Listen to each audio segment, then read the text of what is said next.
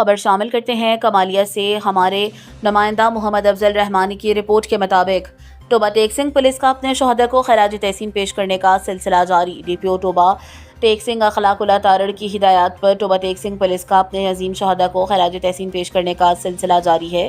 اسی سلسلے میں کانسٹیبل شفقت علی شہید کی برسی کے موقع پر ان کی آخری آرامگاہ پر حاضری دی گئی۔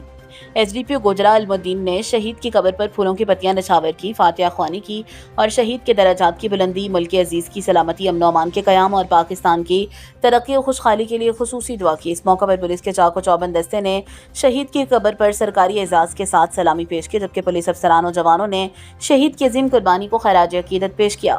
ڈی پی او ٹوبہ ٹیک سنگھ اخلاق اللہ تارڑ نے کہا، پولیس شہداء ہمارا سرمایہ افتخار ہیں، ان کی لازوال قربانیاں ہمیشہ یاد رکھی جائیں گی۔ شہداء نے اپنے خون سے امن و امان، قانون کی بالادستی اور عوام کے جان و مال کے تحفظ کی روشن مثال قائم کی ہے۔ ٹوبہ ٹیک سنگھ پولیس اپنے شہداء اور ان کے اہل خانہ کے عزت، تکریم اور فلاح و بہبود کے لیے ہر ممکن اقدامات جاری رکھے گی۔ ترجمان ٹوبہ ٹیک سنگھ پولیس۔